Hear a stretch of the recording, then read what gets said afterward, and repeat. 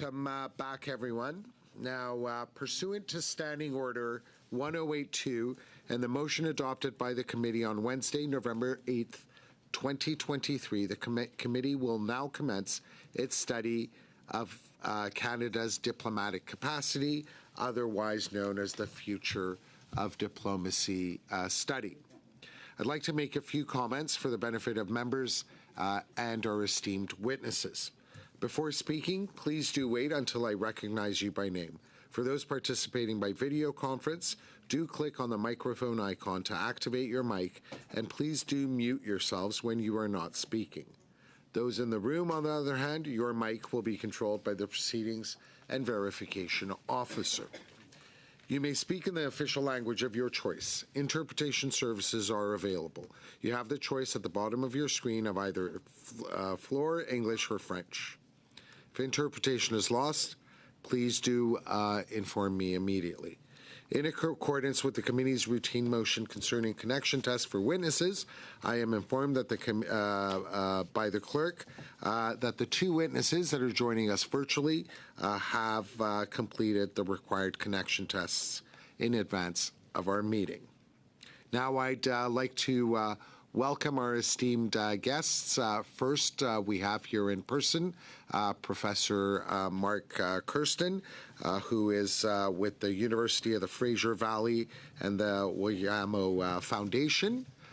In addition, we're very, very pleased to have two additional witnesses who are joining us virtually. Firstly, we have Professor Chapnick, who is a professor at the Defence Studies Canadian Forces College. And we also have Professor Welsh, who is a professor of global governance and security at McGill University.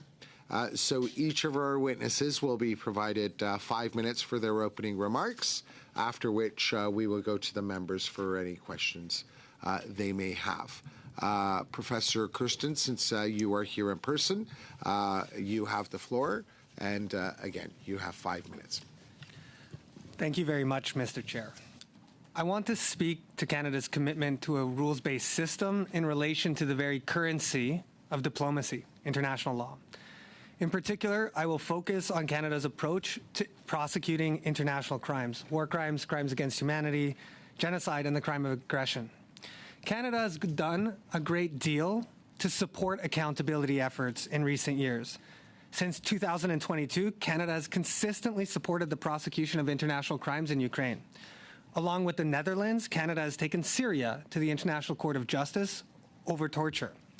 But many question why there are so many inconsistencies in Canada's support for international law and accountability efforts. I would like to explore two questions I believe are instructive in relation to Canada's position on prosecuting international crimes and standing in the world. First, what would Canada do if a mid-level Russian or Syrian war criminal or a member of the Wagner Group entered Canada? As a signatory of the Geneva Conventions, Canada is obligated to investigate war crimes and prosecute them in its own courts. Canada's diplomatic partners would expect it to prosecute and not become a safe haven for war criminals. Yet all too often, Canada does nothing or attempts to deport the alleged war criminal instead of prosecuting them. And if Canada does deport those alleged war criminals, it seeks zero guarantees that they will be held accountable in the country to which they are deported. In 2016, the Department of Justice released a report that stated that over 200 perpetrators of international crimes reside in Canada. Canada has not prosecuted any of them. Canada has the laws to do it, and it has the resources to do it, but it won't do it. Unlike its allies since the early 2010s, Canada has abandoned the use of universal jurisdiction. My second question, what would Canada do if the International Criminal Court issued arrest warrants for senior Hamas leaders and those responsible for atrocities committed on October 7th? There is a real prospect that that will happen in the coming weeks and months. What would Canada say to the Israeli families who have asked the International Criminal Court to investigate Hamas's crimes? What would it say to Palestinians? Right now, the only answer consistent with Canadian policy would be that Canada would oppose ICC warrants for Hamas leaders because Canada believes that Palestine is not a state and therefore the ICC plays no role in Israel or Palestine. Indeed, Canada has opposed every single independent and impartial international effort to investigate and prosecute international crimes committed in Israel and Palestine. Every single one. The question arises, what are the rules when Canada supports victims and survivors in some places, some of the times, but not in other places and other times? Those who look to Canada, victims of atrocities, diplomats, staff in international organizations, others that I engage with on an almost day-to-day basis, want leadership not just on a rules-based system. They want a consistent rules-based system. They still expect Canada to lead, but they wonder why on so many cases it's unwilling and unable to do so. It's not too late. I believe Canada can lead, and I'd like to offer a few recommendations. One, establish a diplomatic post of ambassador for international justice to help coordinate accountability efforts here and abroad. Two, invest in holding atrocity perpetrators living in our midst, in our communities, here, to account in our courts under universal jurisdiction, or work with the deportation destination countries to ensure they are held to account there. Three, support the ICC in all situations under its jurisdiction. To do so, Canada does not need to recognize that Palestine is a state. Belgium and Switzerland, two close allies of ours, have recognized that the ICC has a role to play, and neither currently recognize Palestine as a state. Four, study the possible creation of an additional hybrid court for Israel and Palestine, staffed by international prosecutors and judges with some Israeli and Palestinian staff as well. Five, lead efforts, international efforts to trace and, where possible, seize assets of perpetrators of international crimes, transnational organized crimes like human trafficking and money laundering, and large-scale corruption. These crimes are linked, and they should be investigated and prosecuted as such. And finally, support efforts to amend the Rome Statute of the International Criminal Court so that the court can prosecute the crime of aggression, including in a situation dear to our hearts in Ukraine. Thank you very much, and I look forward to your comments and questions. Thank you very much, Professor Kirsten. We now go to Professor Chapnick. Professor Chapnick, you have 5 minutes, and the floor is yours. Thank you very much, Mr. Chair, for the invitation to be here, and thank you also for your service to Canadians. All of you who stand for election, this is a noble act. I salute your courage, I salute your resilience in these times, and I salute your commitment to our country. You've asked me to speak about Canada's diplomatic capacity. So do we as a country have the personnel and supports in place to promote and defend our national interests at home and around the world? The objective answer to part of this question can be found in the statistics that folks from Global Affairs Canada can provide to the committee. So I will leave that to them. I will instead reflect on two more subjective capacity issues that I hope you will take into consideration during your deliberation. One is national ambition on the world stage, and the other is the value of diplomatic agility. The very question of whether Global Affairs Canada has the capacity, and I quote the committee, to demonstrate leadership within key multilateral organizations suggests a level of foreign policy ambition that is not necessarily derived from the national interest. Canada makes up just under 0.5% of the world's population, and we rely on international trade to grow our economy. We do not have the capacity, be that in terms of population, in terms of independent economic power, or in terms of military might, to impose our will on others, and efforts to do so often risk undermining the relationships we must cultivate in order to maximize our security and prosperity. We must defend and seek to preserve as much of the current international order as we can, while keeping in mind that foreign policy is not an exercise in making Canadians feel good about themselves. Rather than leading internationally, it is often, although not always, in our interest to allow others the spotlight instead. Such a pragmatic approach to defending the national interest requires seasoned, well-educated, multilingual diplomats willing to do the grunt work that keeps the global order functioning. We must take on positions in international organizations that no one else wants. We must participate actively in the meetings that no one enjoys. We must pay our dues on time and in full, no matter who else does. And we must ensure that states friendly to us remain committed to multilateral solutions to global problems. For this, I am confident that the capacity exists. I worry more that it is sometimes diverted to unnecessary efforts to lead. Similarly, I'm less concerned with Canada's capacity, and I quote the committee again, to plan ahead for future geopolitical shifts, crises, and opportunities than I am with the ability of our foreign service officials to pivot in response to global disruptions outside of our control. No amount of planning will prevent more powerful external forces from shaping and reshaping the international environment in which we must operate. Better then that we privilege adaptability, flexibility, and relationship building, and that we do so modestly and with humility. In sum, let us focus on the capacity to do the little things right rather than trying too hard to be great. Thank you. Thank you very much, Professor Chapnick. We now go to Professor Welsh. Professor Welsh, you have 5 minutes. Bonjour et merci. Good afternoon. Thank you. Thank you for inviting me to discuss with this committee the current state of Canada's diplomatic capacity and its future in an increasingly unstable global environment. I'd like to begin by agreeing with the opening paragraph of the Future of Diplomacy Initiative report that suggests that Canada must invest more in its diplomatic service and activities given our current global context, and that we cannot continue to rest on our laurels. Canadians are living in an international system which is less hospitable to our interests and values than perhaps at any time since the end of the Second World War.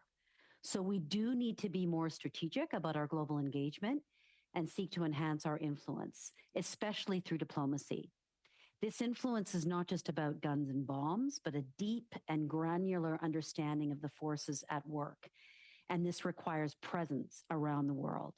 And I'd give an example to the committee that prior to its invasion of Ukraine in February 2022, Russia significantly increased its presence on the ground in Latin America, especially Mexico, in recognition of the importance of political narratives and winning allies. Effective diplomacy is critical to understanding how narratives that challenge our interests and values take hold and how they can be countered. The UN Secretary General's recent new agenda for peace that was released over the summer not only paints a grim picture of the intersecting challenges facing our world, but also positions the UN system in a very different way from the recent past. It is much more backstage in a supportive role, ready to step in when and if national governments themselves can find common ground. Only diplomacy can achieve that common ground. When I look at the priorities outlined so far by GAC and its various initiatives, I have a number of observations I could share with you today, but I'll limit myself here to 3 by way of conclusion. Yes, we need to increase our presence with key countries, but this goes beyond the G20.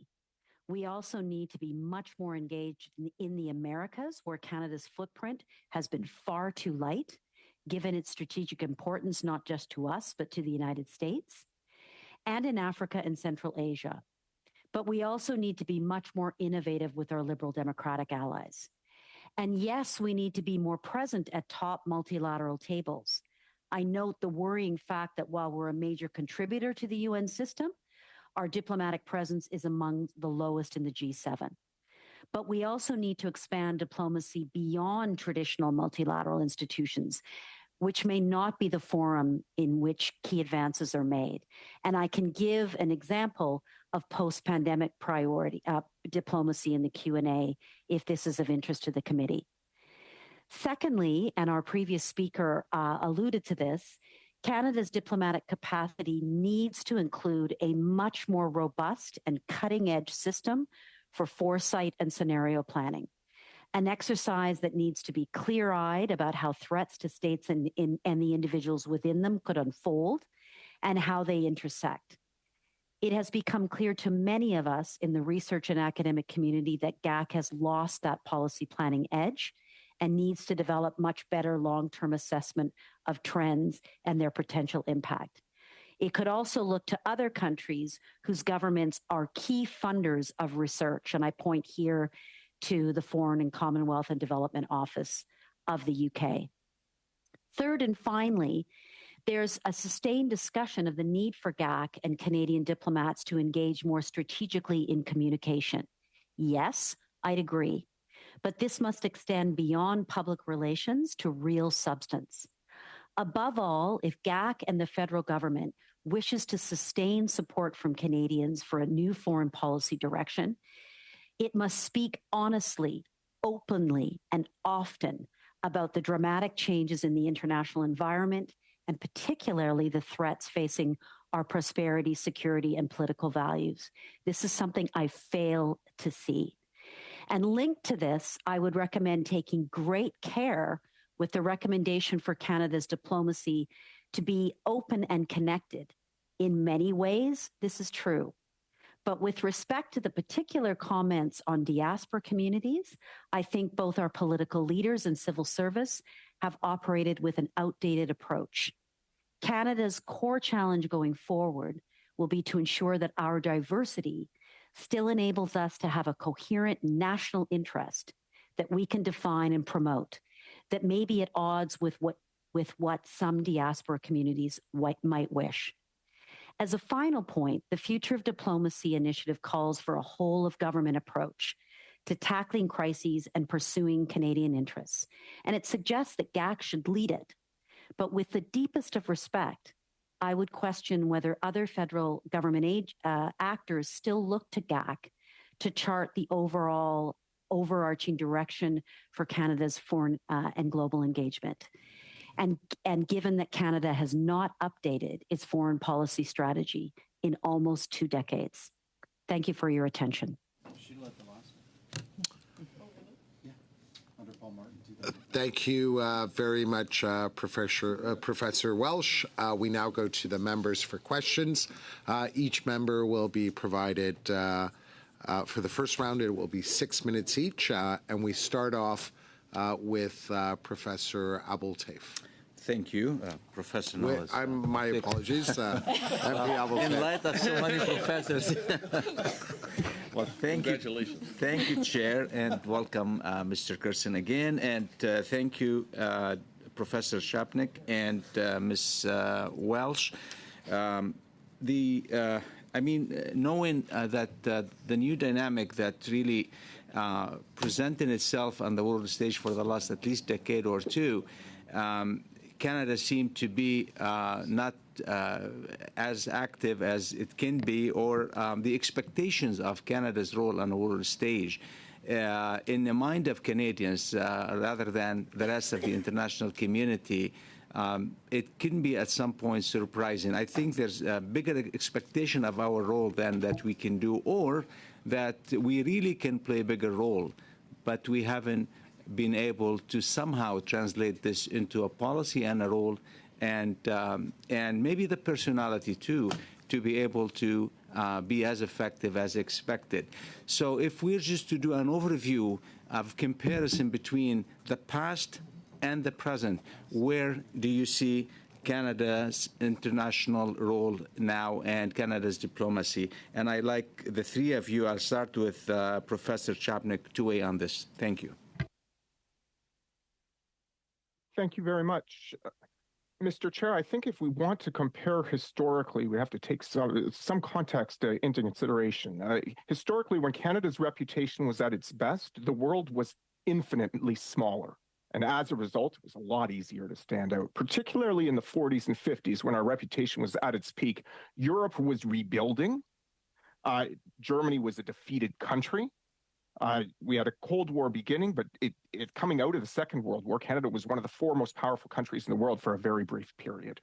We parlayed that into influence, I would suggest, through humility. Canada did not look for opportunities to lead. We merely accepted them when they came. Our leaders did not speak to Canadians about how important we were. We allowed our actions to do the talking and took credit when credit came. It didn't actually come that often until the mid-1950s, which was a testimony to the work that we'd done up to that point that had not been necessarily recognized until then, which was, as I suggested in my opening comments, the grunt work, keeping a fledgling international economic and political and security system moving by participating actively and not seeking out credit for everything that we did. Is it harder today? Absolutely. Is Canada's reputation different today? Well, we're competing with 192 other UN members as opposed to 50 at the beginning. So that's not unexpected. I think the biggest difference is that successive governments of every political stripe set up expectations amongst the Canadian public that are not necessarily realistic and don't necessarily reflect the good work that our diplomats do behind the scenes. Thank you. Dr. Gerson?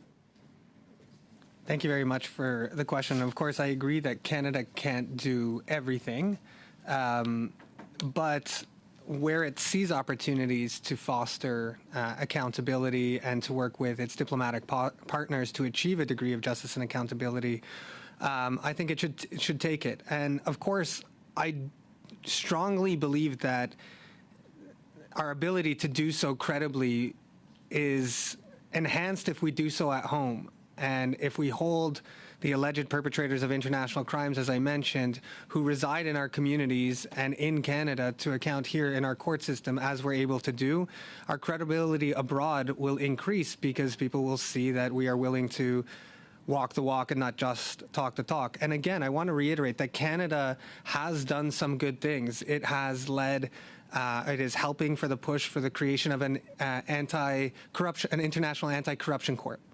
It has submitted documentation filings at the International Court of Justice in support of a genocide case in relation to the Rohingya in Myanmar. But again, as I would say, is take those opportunities where they arise, and just as importantly, when Canada feels it cannot do so, at least don't stand in the way of justice and accountability. Madam Welsh?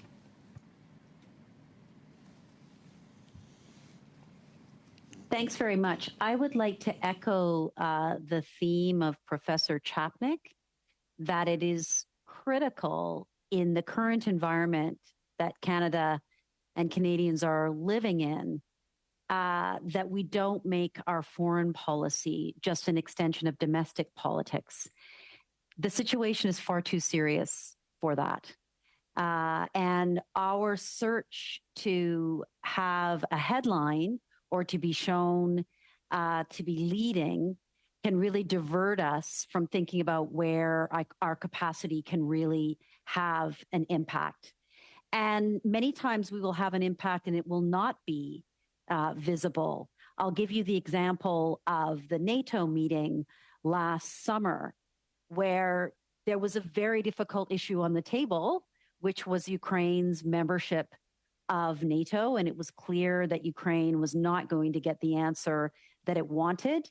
Canada and its allies were at a very difficult meeting, and our civil servants and others worked very hard to come up with language around security guarantees for Ukraine, which was maybe not the best answer in terms of Kyiv, but was a very important contribution. And so I very much agree. Yes, sorry. I just want to have a question with you. You've mentioned something about...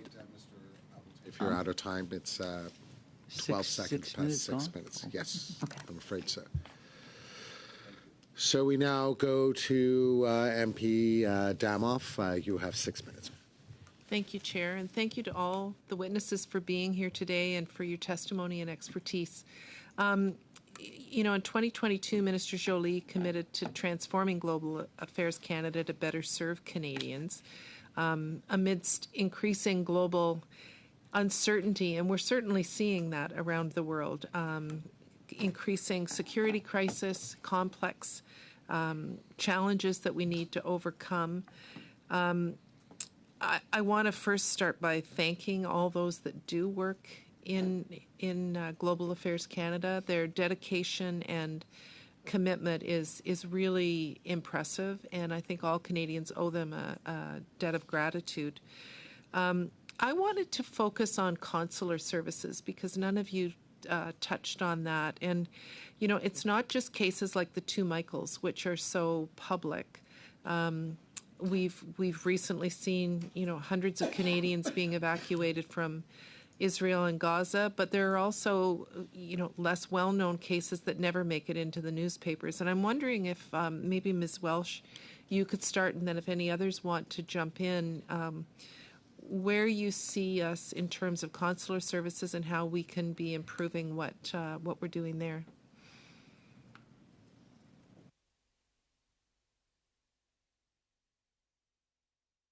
Thank you very much. I want to be completely open and say this is not a part of global affairs that I know as well.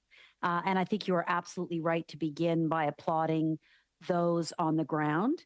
I think what I will say in response is that there was a tendency in the 1990s and 2000s to think of crises as things that happen periodically. We'll have a crisis, then we'll be able to go back to normal. We'll have a crisis, we'll be able to go back to normal. I think recent history is showing us that we are in now a situation of permanent turbulence. And so there needs to be a capacity in global affairs. And I found this very interesting in the report that they talk about a standing geopolitical crisis task force within global affairs that can bring together from across government, but also local staff, in particular crisis situations, quickly and efficiently to address those situations that you speak of, where our staff on the ground will be required to protect Canadians. And so I think this is the way we need to be able to reimagine those capacities. And our presence is so important here in order to foresee some of those crises that may develop. We need to remember that a diplomatic presence is not just for crisis response, it's also for prevention, so that when that crisis comes, you have the knowledge to be able to protect Canadians in a much more effective way. So I hope those comments are partly helpful with the concern that you have. Mr. Chapnick, do you have anything to add to that? I must say that Professor Welsh knows more about this than me, and if she says she doesn't know a lot, that means that you'll know how much I know. However, I think I can draw a parallel with the situation with consular affairs today to the situation the Canadian Armed Forces faces with domestic deployments. What I mean by that is that there was a time when Canadian Armed Forces was called to do a domestic deployment once in a blue moon, and when they figured things out, they went and they did what they had to do, which meant that their processes weren't formalized. There was a lot of ad hocery, and you kind of hoped you wouldn't have to do it very often. Consular services similarly wasn't being called on nearly as often as it is likely to be called, is being called on now and is likely to be called on now, which means that it's probably time for a more sophisticated, formalized approach to something that is much less of a one-off in emergencies and is going to be a regular part of doing business. So I think that we're in a similar situation to the situation that the Canadian Armed Forces is facing, and that one of these duties that wasn't the highlight of what you do is coming to dominate more than it used to. Mr. Kirsten, you said you wanted to add as well. Sure, and I would just, I think, along with other Canadians, I've watched the remarkable work done in Ukraine to bring Canadians home, and others as well in Afghanistan after the pullout, and in Sudan. I think that's remarkable and incredible work. The only thing that I think I would add to that, as not being an expert on consular services, is that sometimes there's a tendency to suggest that once that is done, we can then turn the page and look onwards. And I think we really have to remember that people are also left behind in those crises. And I agree that we are in a moment or a time or a period of almost perpetual crisis, but there's a tendency sometimes to jump from one crisis to another and forget the preceding ones. And the people who suffer in those preceding ones continue to suffer, and we can and I believe should do more for them. Thank you. Thank you. I only have 20 seconds left, Chair, so I'll give it back to you. Thank you. Appreciate that. We now go to MP Bergeron. You have 6 minutes. Merci, Monsieur le Président. Merci.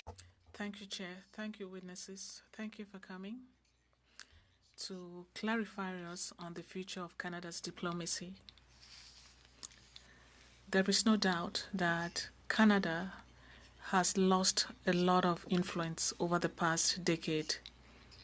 Look at the two unfruitful attempts that were made to be elected at the Security Council under the government of Stephen Harper and under the current Prime Minister.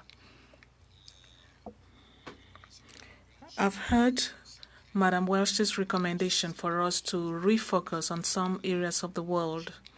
I also hear the message that we need to rely on our strengths.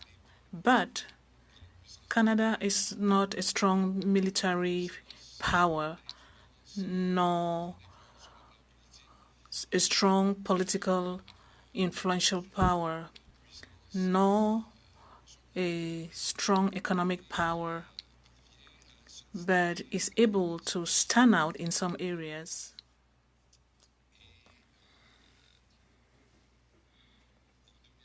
In 2002, Daniel Livermore, who spent 3 decades working on international relations, said that global affairs seem to ignore some cultural international affairs. He felt that the cultural aspect was only mentioned once in a 40-page document. He said the department should continue to maximize the use of the power to convince and public policy abroad by leveraging scientific diplomacy, sports diplomacy, university diplomacy, and cultural diplomacy. There was a time when Canada invested significant sums in cultural diplomacy. That's no longer the case. But Canada and Quebec are well known beyond their demographic and economic weight abroad when it comes to cultural affairs. In your opinion, and I'm talking to Madam Welsh and to Professor Chapnick, in your view, why has Canada dropped cultural diplomacy over the past few years? What importance should Canada give to this to shine abroad once again?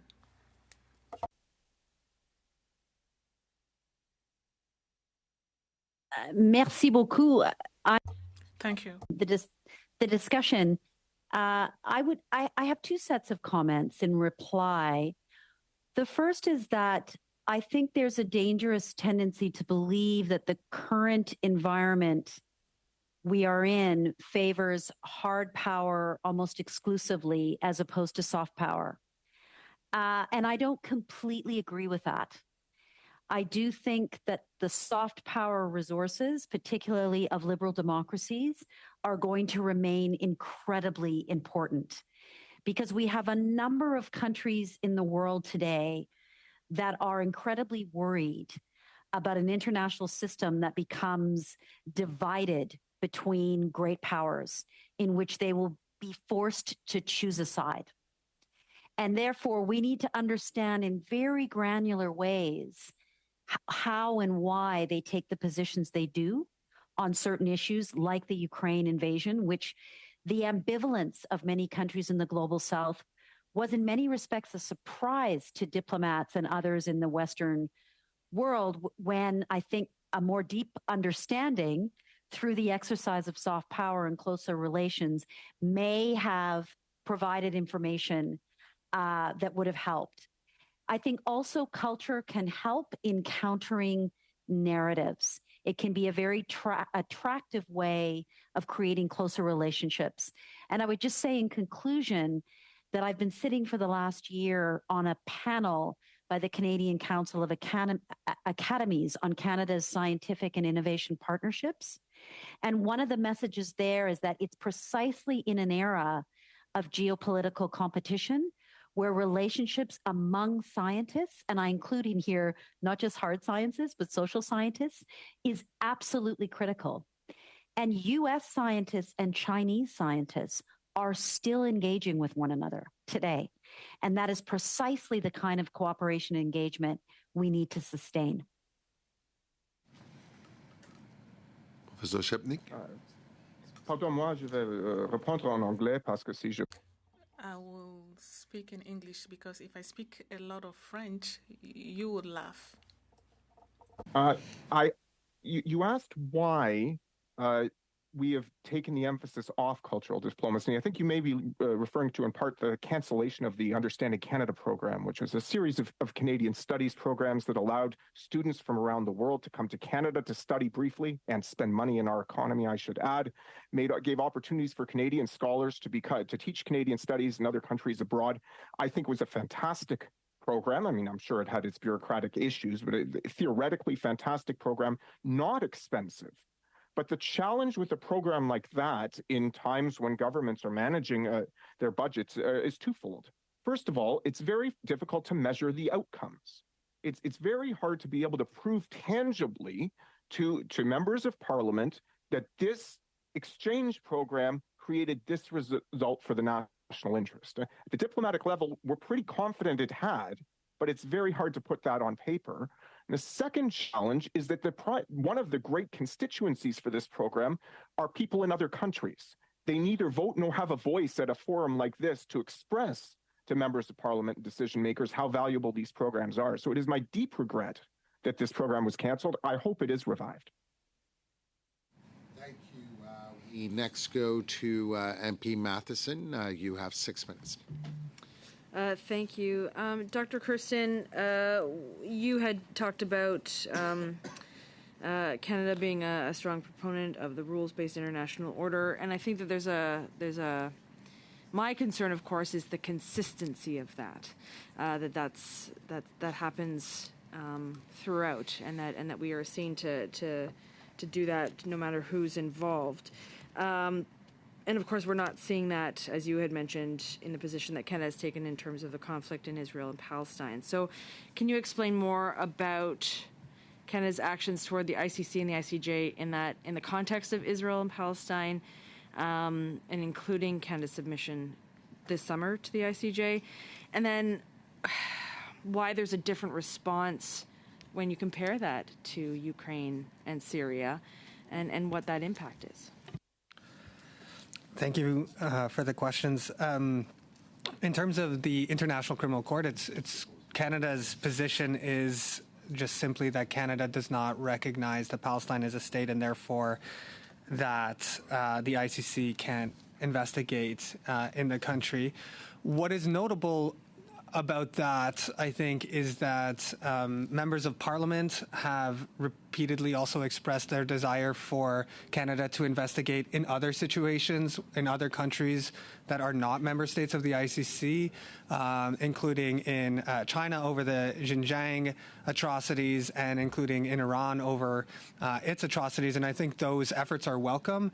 Again, I would just ask the question as if that is the rule, if we should be investigating and supporting investigation and prosecutions in those situations, then the question again is why not everywhere? Why is this only happening sometimes?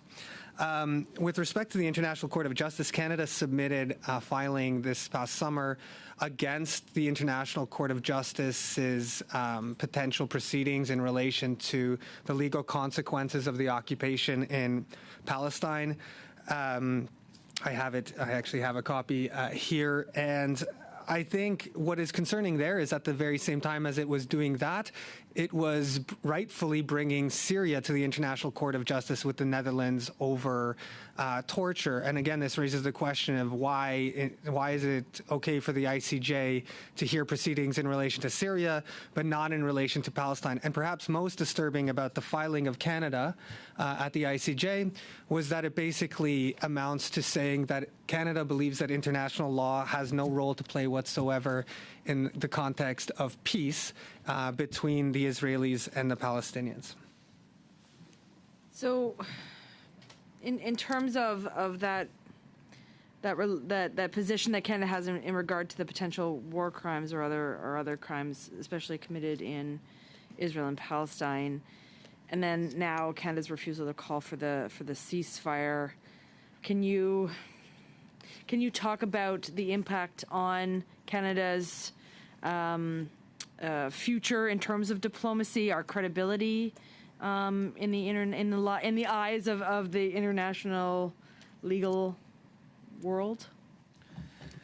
Thank you. I think there are some of Canada's allies who appreciate its positions on different international legal matters. I can say that, in my discussions with member states of the International Criminal Court, many, if not all of whom are allies of Canada, there is a concern. They fail to understand why Canada would not support the International Criminal Court's investigations into Palestine. And not only that, but that Canada seems to want to obstruct those investigations. Again, as I said earlier, it's one thing to stand aside, and it's another thing to obstruct and continuously declare that Palestine isn't a state before the ICC, when in fact the judges at the International Criminal Court have found exactly the opposite. So in my view, it does not help the credibility of Canada in various fora at the United Nations, in most of its diplomatic engagements. Again, I think people are surprised and taken aback and trying to figure out how this rhetoric around defending a rules-based order and defending international justice fits with such selective approaches to not abstract beings, but people who are experiencing atrocities and have been experiencing atrocities for a very long time. And so in terms of that relationship, I mean, we certainly, is it possible that is it possible that it influences what we've asked for currently, as an example, in terms of that investigation between Russia and Ukraine, or is it a future, it is a future problem, absolutely, but could it backfire on us in that way too? On the situation of Ukraine, I would note that at the Nuremberg trials, the crime of aggression was declared as the supreme crime. Why? Because only once the crime of aggression has been committed can other crimes be committed, like war crimes, crimes against humanity, and genocide. Canada, unfortunately, took a very strong and deleterious role during negotiations over the crime of aggression and the ICC's jurisdiction over it, which ensured, in short, as I know I'm probably short on time, it ensured, in short, that the International Criminal Court could never prosecute Russian perpetrators of the crime of aggression in Ukraine. Again, many diplomats that I ask and speak to basically just have this one question: why? Why weaken the ICC's jurisdiction over the crime of aggression? And they did so, and now the only body that could actually prosecute this crime is unable to do so, and that's thanks, in part, not in whole, but in part, to Canada's position on the ICC. Thank you. We now proceed to the second round. For the second round, some members have 5 minutes and some 2.5 minutes. And we start off with MP Chong. You have 5 minutes. Thank you, Chair. Thank you to our witnesses for appearing. I'd like to direct my questions to Dr. Walsh. Thank you for appearing. It's good to see you again. I note that while we've had a defense policy since 2004, which is currently being updated, we've not had a national security policy since 2004, and we've not, as you pointed out, had a comprehensive foreign policy review since 2005, an initiative I believe you led way back when under the government of Paul Martin. So I'm particularly interested in getting your take on how we should approach a foreign policy review. As you know, the government took some time to publish an Indo-Pacific strategy. If we're going to build on that, if the government of Canada is going to build on that, how should we divide the rest of the world geographically to accomplish other strategies? Should there, should be a Euro-Atlantic strategy, and then maybe I know this term is falling out of disuse, but a global south strategy? Like, how would you divide the rest of the world geographically so at least we have a written document that everybody can be working from? Thanks so much for the question. And as you can imagine, I've given this a lot of thought, and I also can understand the concern of some about the enormous investment of time required to do a systematic foreign policy review. And I've heard our ambassadors and civil servants say, we need to move beyond talking about foreign policy and then move on to actually doing something about it. And this would just mire us in another internal exercise. I think the counter to that is that the world has shifted so much, and we seem to be careening from event to event without an overarching framework. And I think while there were some limitations to the Indo-Pacific strategy, I think it did try to provide that framework within which specific decisions can be made. And so I think also giving some consideration of what other states have done and how other states have demonstrated to us how foreign policy change is possible. But how would you do it? Group the rest of the world? I wouldn't create a number of regional strategies. I just don't think that is a productive way. Okay, so I have another question for you then. I would provide an overarching framework within which you would refer to the Indo-Pacific strategy. Okay, gotcha. Secondly, you led, Prime Minister Martin tasked the Government of Canada internally to come up with a comprehensive foreign policy review. My understanding at the time is he got frustrated, and so he turned to you to lead one. Would you recommend that a comprehensive review be led externally as you did, or do you think it should be led internally? I don't think it should be led externally in an ideal world. I think that it should come from government with perhaps external involvement through an advisory function. I think it's less than ideal to bring someone in parachute someone in. Sounds like you're speaking from experience. Yes, but I do appreciate that this is a very live debate, and I think we have to take great care in how we pursue it. I just want to make one quick comment to you as well, is that as you'll remember, the 2005 effort was defense, diplomacy, and development together. And I think there's a question for me as to whether that is the right approach this time. I think there are real pros and cons. I think, as Professor Chapnick suggested, we have a defense policy update that is overdue. We need to see it. And I don't think that we necessarily need to integrate in quite the same way as we tried to do in 2005. Okay. And how much time do you think this should take? 6 months, a year? Certainly no more than a year. I think that with a very rigorous process that's carefully facilitated with good analysis, it need not take more than a year. Thank you very much. I appreciate that perspective. Now we go to MP Zuberi. You have 5 minutes. Thank you, Mr. Chair, and thank you to witnesses for being here. I'd like to start off with Professor Kirsten. My apologies. We spoke a lot about the ICC and the Rome Statutes, and I think it's worthy to note that Lloyd Axworthy was a leader in helping to create both of those, the Rome Statute, which establishes the ICC, and that a Canadian, Philip Kursich, also ended up chairing the negotiating body, and was later on selected as a judge. Some have asked the question if there are, if one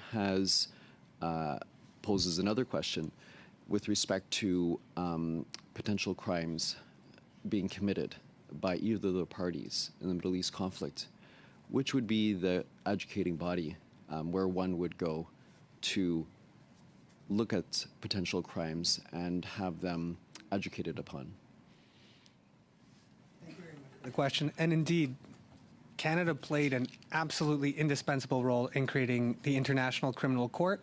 And until recently, the deputy prosecutor of the ICC, James Stewart, was also Canadian. When I spoke of this idea of creating an international justice ambassador, it's because we have such a great wealth of international lawyers and people committed to the prosecution of international crimes.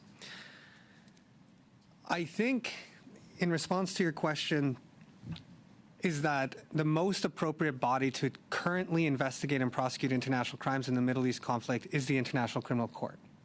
However, if Canada does not believe that that is possible, that should not be the end of the story. It can't be that just because the ICC can't investigate, then there should be impunity for war crimes and crimes against humanity. There are potentially other options, and in my recommendations, which I'd be happy to share in written form or an expanded form if they would be useful to the committee, I noted that it could be possible to create an additional tribunal, a hybrid court which mixes international staff and staff from Palestine and from Israel. It would be difficult, but it's worthwhile exploring to investigate and prosecute additional international crimes. One thing that is critically important to remember is that the ICC, in the best of circumstances, and it never gets the best of circumstances, can investigate and prosecute maybe 5, 6, 7 people. There are more than that responsible for international crimes in this conflict. An additional comprehensive justice and accountability effort would be worthwhile exploring. So I know that at the outset you said that one of your suggested recommendations is that there be a hybrid court for Israel and Palestine. Are you saying that that should be the case given the that it has been a long-standing conflict that we've just seen erupt recently? Or is that the reason for the hybrid court? And are there other reasons? Yeah, I think it's the number of allegations that have been made. The ICC is not an especially well-funded court. It gets, I think, the equivalent of an hour of military expenditure from the Iraq War. It gets less than sports teams on this continent. And it has all of its jurisdiction to deal with in so many different situations. Again, under the best of circumstances, it might be able to prosecute a handful of individuals. But the litany of war crimes and crimes against humanity and other allegations that we're seeing, I think, demand something in addition to just the ICC. And a hybrid court, again, would be difficult to create because it would need the buy-in of the Palestinians and the Israelis, but I think it's worthwhile exploring. And indeed, Canada has done similarly for Ukraine. Canada understands that in Ukraine, the ICC is not enough, so it has supported Ukrainian prosecutions of war crimes in their own domestic system, very important. And two, it is also supporting, or at least engaged, in the creation of an additional tribunal to investigate and prosecute crimes. And do you think that that would further peace and security and the development of a two-state solution? It is my view that a lot of the hostilities, a lot of the acts of terrorism and the international crimes in this conflict are fueled in part because of an extreme amount of humiliation and shame. And we know that humiliation and shame often lead people to various forms of violence. This may sound romanticized, but I do believe that justice and accountability can let some people off of that road to further shame and further humiliation through further levels of violence. It's never been tried in this conflict. It demands... I just think this conflict demands justice, and the victims and survivors do as well. I ask you to submit your written statement, as you alluded to in your remarks. I would be happy to. Thank you.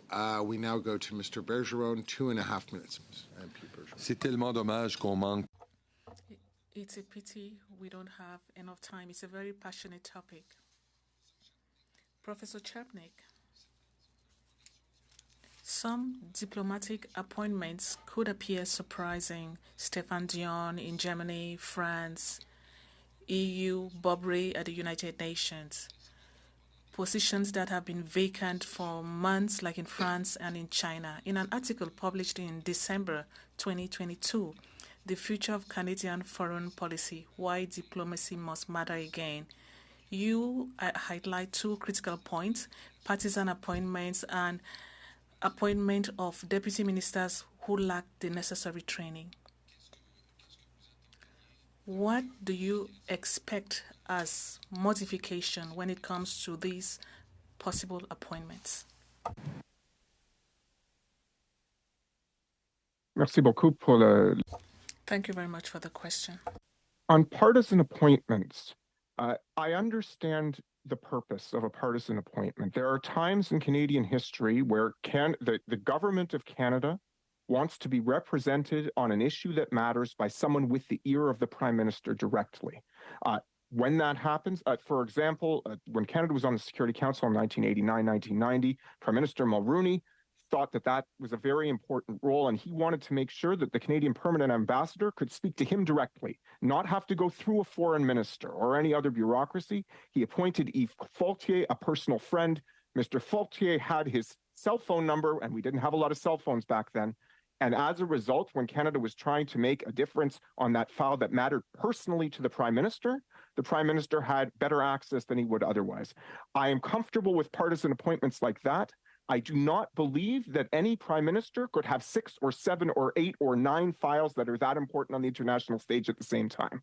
As a result, when the number of partisan appointments starts exceeding 2 or 3 or 4, all I see is a diplomatic corps that becomes disillusioned with the fact that the best diplomatic appointments in the country are not available to them, which undermines morale, and it undermines the idea, which I believe, that generally speaking, an experienced diplomat is much better able to handle a mission and advance Canada's interests than a partisan appointment. So I am hopeful that at some point, some government of some stripe will make an active effort to limit its diplomatic appointments to 1 or 2 or 3. The recent trend is not in that direction, but I will retain my hope. On the deputy minister file, I do personally believe strongly that managing an element of the public service that has to travel and often lives outside of the country requires a different skill set than managing people who spend their careers in Ottawa. There are issues with your spouse, if you have one, etc. Thank you. We next go to MP Matheson. You have 2.5 minutes. Thank you. And certainly, Dr. Kirsten, I appreciate those additional recommendations and would like to see them submitted to this committee as well. So this additional tribunal that you speak of, that hybrid sort of court idea, like how would Canada start that process? What would that look like? So I think the first thing to do is to start the conversation with allies, including our allies and our partners in the Middle East itself, and of course, work through, in my view, the best institution would be to work with the United Nations on setting up a court that's based on an international treaty that would be mandated to investigate and prosecute these crimes, and that would importantly be hybrid in the sense that both Palestinian and Israeli judges, perhaps, as well as international judges from abroad would partake, and prosecutors as well. This is difficult. It has never happened in an interstate conflict, but just because it's not happened before, of course, doesn't mean it's not worth exploring now. And does Canada currently have that standing to do something like that? Or would we have to partner up, or... I think it could work with its allies I think it would require a multilateral effort. Canada could not set up this kind of tribunal alone, and it would be best if it had, indeed it would be most legitimate if it had the buy-in of both Israel and the Palestinian Authority in order to create this. Hybrid tribunals are best created when the parties to a conflict themselves accept this. Of course, again, I think that justice has not been the equation in peace negotiations and in this conflict. And whether it's a hybrid court, the ICC, or universal jurisdiction prosecutions, or whatever, or the International Court of Justice, whatever it may be, this is the kind of conflict where justice deserves a chance. Next, we go to MP Epp. You have 5 minutes. Thank you, Mr. Chair, and thank you to the witnesses for your excellent testimony today. I'm going to begin with Dr. Chapnick. We heard the term of Canada, the status of Canada's soft power today. Recently, a number of us had the opportunity to hear one of Canada's leading international voices in response to, the question of Canada's status internationally.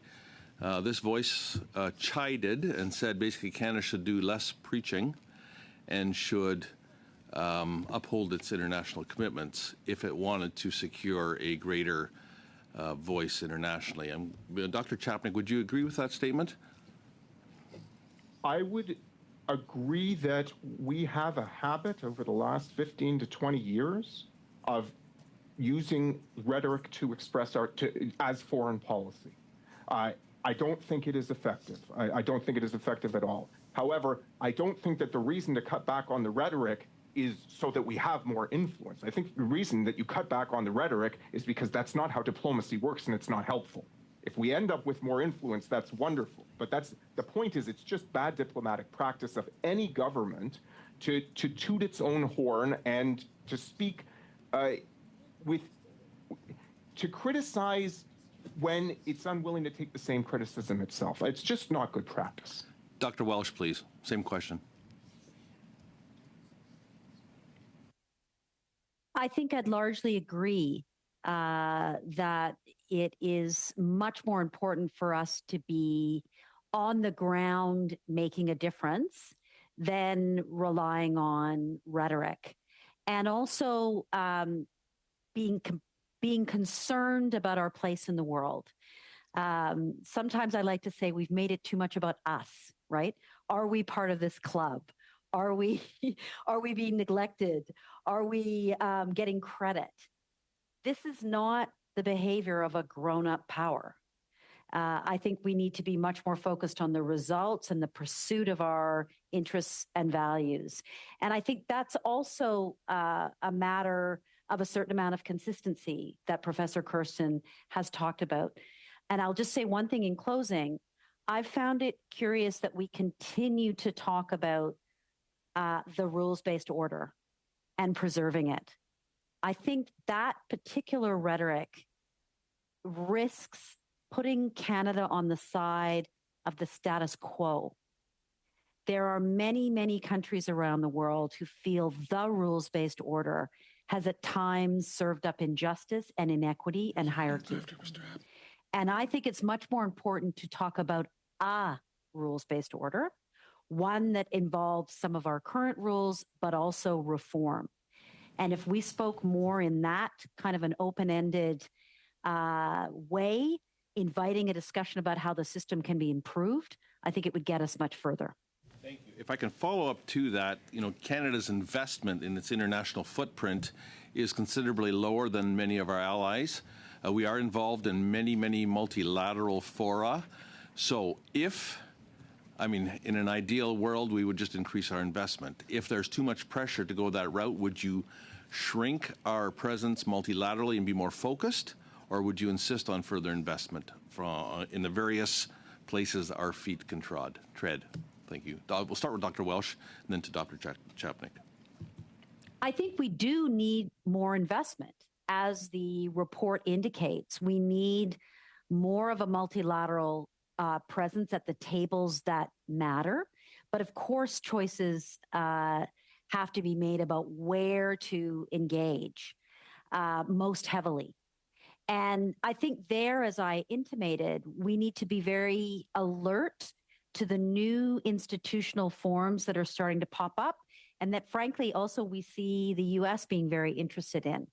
The reality is that some of the traditional multilateral processes are not going to deliver results in a timely way. So for example, those of you following the negotiations in Geneva on the so-called pandemic treaty may know that that's a very slow process and it may not yield a better system of responding to the next pandemic. We might need to look at something much more innovative. Dr. Chapnick to have a response as well, please.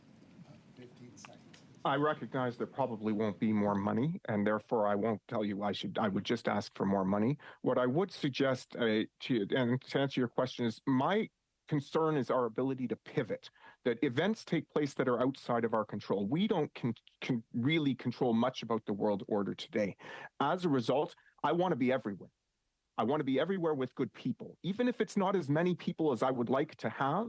I don't want to trust other states' intelligence when something happens in a place where that we didn't expect it to happen, because we can pick winners, but historically governments haven't been very good at picking winners on just about any issue. So I would rather maintain as broad a presence as possible with professionals who are good at assessing situations and then feeding back in so we can pivot on a dime. Thank you.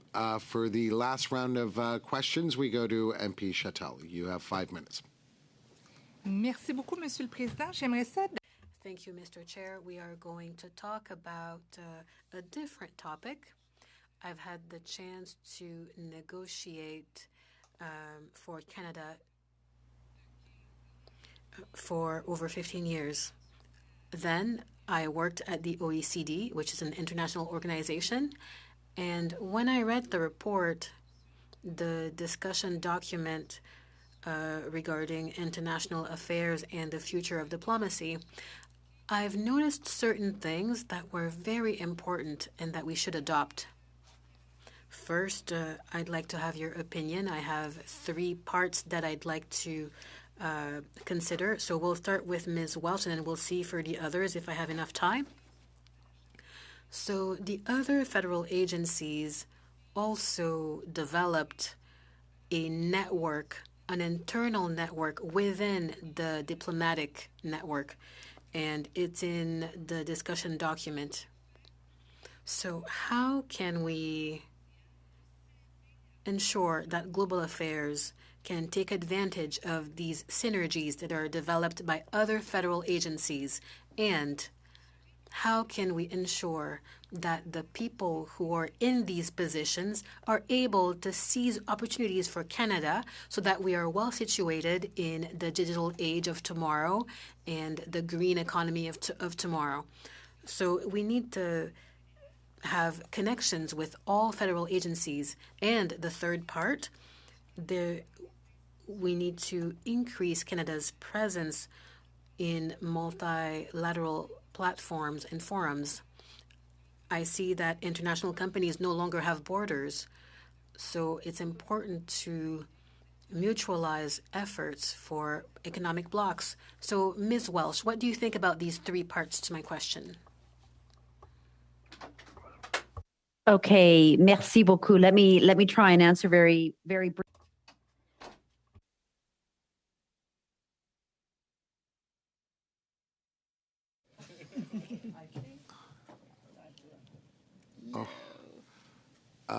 Did you?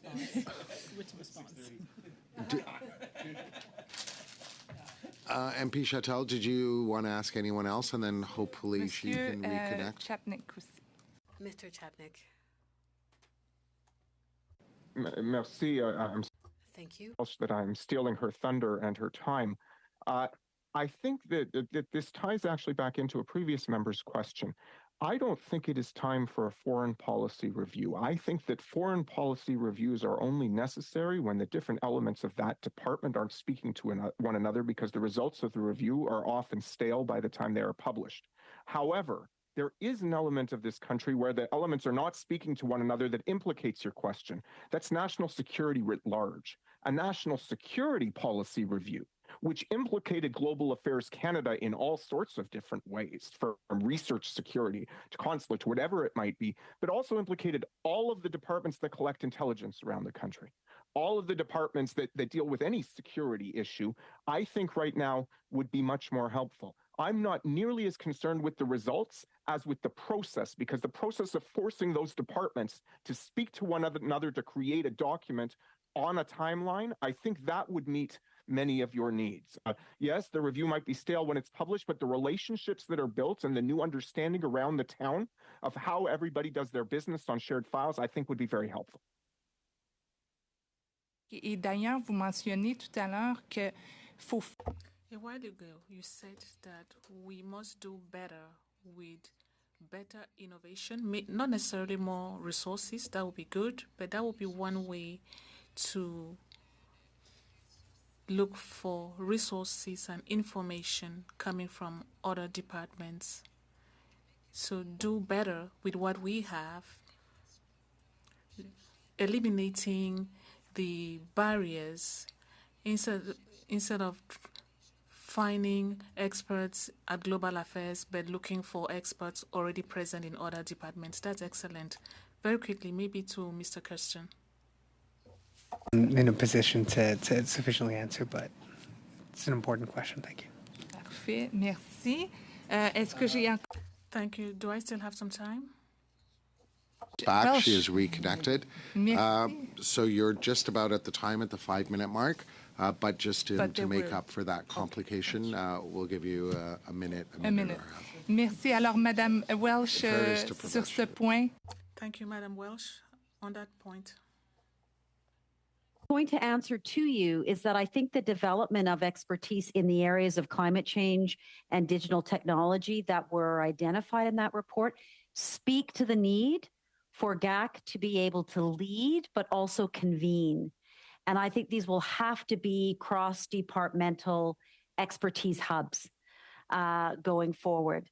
I would only say as an additional editorial point there that I was surprised to see that there was not as much identification of issues related to migration in particular and instability. I thought that in addition to climate change and digital, that might have been an area of cross-government support.